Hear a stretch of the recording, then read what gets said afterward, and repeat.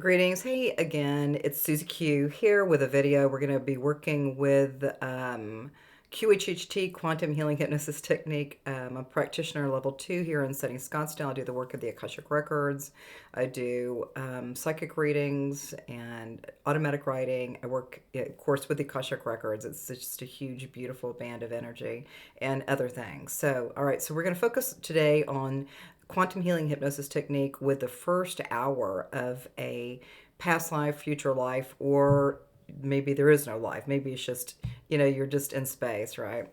So I had a session maybe a few months ago with a beautiful practitioner, and she's doing really well. And I usually, when I go into sessions, I don't really go into past lives. I just go into something else. So I decided that I think I knew about some of my past lives through my Akashic Records, learned about it back in 2015, and then I knew them as they were older. And I decided through the conversation with a practitioner, we had like a 3 hour interview with me, and I just thought, well, I think I want to know a little, but I didn't really have the awareness of it during the interview. But when it started to go into, what happened, or what are you looking at, what are you seeing, what are you experiencing, I just thought I would like to go back into two different past lives. And what I found was in those two past lives, they were around in Ireland. And so the first one was it was just kind of crazy. So one of them was a younger person, and it was I don't know how old she was at the end of her life.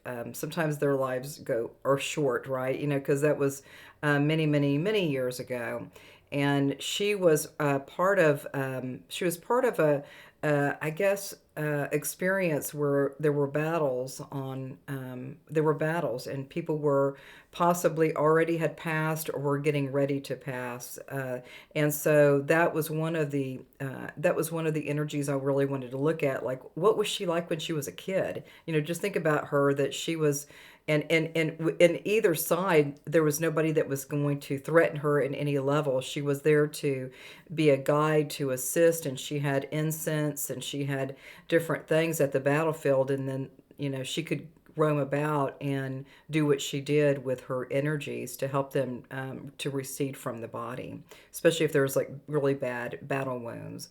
And then we went back in that session, and then we started to just kind of see what she was like when she was little. And so back in those times, a lot of people don't know their age. They don't really know where they live. And in that case, she really didn't even have shoes. So when we were walking through that path with her, is that, it was just a real simple life, extremely simple life. And she kind of foraged, and she knew, I guess, some remedies. So I guess she knew how to, pick berries and what would be the best or what would be kind of bad for her. But we kind of walked that path with her at that time, and she was just as simple. Sometimes, sometimes of our past lives, sometimes they're like glorious, or sometimes they're just, you know, um, you know, they're just there, and they don't really. They're humble, and they're pretty. They're just who they are. They're just very humble people. The second one was also back in 2015. I had this Akashic record. It was a spontaneous death scene, and that was the beginning of my whole energy. Was that I was killing somebody. So I was killing. It was a battle, and it was a big man, and it was hand-to-hand combat, and he killed another person. And so we later found out that was a druid. It was a druid, and that was also kind of in the area of Ireland and Scotland and that. So, but then I also wanted to go back to that past life of the young man, and when he was young, and it was very similar to what that young girl had. It was very simple. basic needs and wants. It was very, very basic. But I just kind of wanted to, and there wasn't much with that I could say about them because they just kept walking. They were these two young people. The girl, she walked, and then sometimes there would be other people's walking with her. And that young man that became a druid, he was also just walking. He was on a path. He was on some level of a path. I can't remember what the life lesson was on those two lifetimes, or what the divine purpose was. But I think if I could just, kind of think about it right now, is that, humble beginnings might create something more amazing than we could ever imagine for ourselves, because those people were very poor, and sometimes they didn't know how old they were. They didn't really know the area that they lived in. They might have been in a different situation. And so both of those kids were on a path. And so when we look at the similarity with these two energies that came through back in 2015, is that, I clearly wanted to have more guidance about them as a young person. And then we just start noticing maybe the divine lesson was to continue to keep moving, and keep going forward.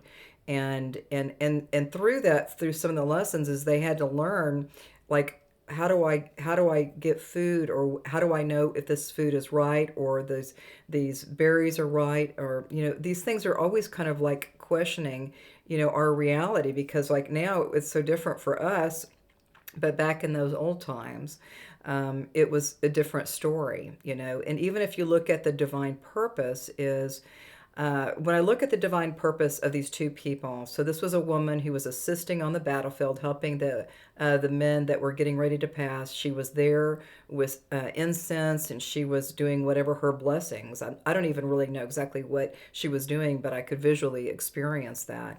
And then also with the druid, that they were strong, and they were resilient, and they wanted to continue to go deeper with some of the states of consciousness that they're with. And now, I wouldn't say that they would say that, but I think that they're just going deeper, and they're resilient, and they have a lot of courage and a lot of strength and fortitude for what they were doing back in that time. So all of these things kind of show up, and I love sharing some of my past lives. A lot of those came through the Akashic records for me, and it's been really fascinating and interesting to share some of these, because I think a lot of people right now are ready to have some different ways of perspection, like what else do I need to know about myself? Or you might even just say, what is my soul asking for me in this moment of now? What is my soul asking of me? And then maybe you might get some guidance from other lifetimes, past, present, future, concurrent running timelines, as above, so below. It could be any of that. But when we really start loving ourselves more, getting some of these life lessons from past lives. It could be future lives as well. But in this case, there were two past lives, and they were generally in the kind of the similar area too, which was fascinating. But we start looking at that courage to keep moving, especially these young people. They had to leave early because there was nothing else for them, for their family. So they had to go away and find what was right for them. And each one of them did some really dynamic things in their lifetime as they got a little bit older. A lot of those lifetimes, they're short. So, but at least we got a glimpse of some of that. So if you're ever seeking more opportunity to learn more about the QHHT, or even if you want to make a reply on my YouTube description piece there, I'd be happy to, just say, yeah, good for you. So a lot of people already know about past lives. And some people think, well, I think it's just a fantasy that it's happening. Well, it could be, but, I've had people tell me before, all of the stories I've ever written are about other past lives or another version of me. So, but we start looking at that, and we look at the biggest thing we look at with these past lives or future lives is we're looking for life lessons in that lifetime, And then we're also really, really wanting to see if we can get more guidance about the divine purpose. And I think we kind of went over that a little bit, but with whatever that you're working with or whatever you're experiencing in your field right now, there's really neat opportunities to kind of engage with a practitioner or just go into your own state of consciousness and see what you get. Because the more that we get more guidance, not just in this earthly school now as Susie or as you, is that we get more guidance from other perspectives that were part of our soul's arrangement. And so all of these things, I think, are helping us. It's like feeling lighter, more joyful, more amazing, and getting more guidance that we thought, I never even thought I would even be doing this kind of work. So it's been really my pleasure and my joy to share this and to share a little bit more about QHHT. So we'll see you soon and have a great day and namaste.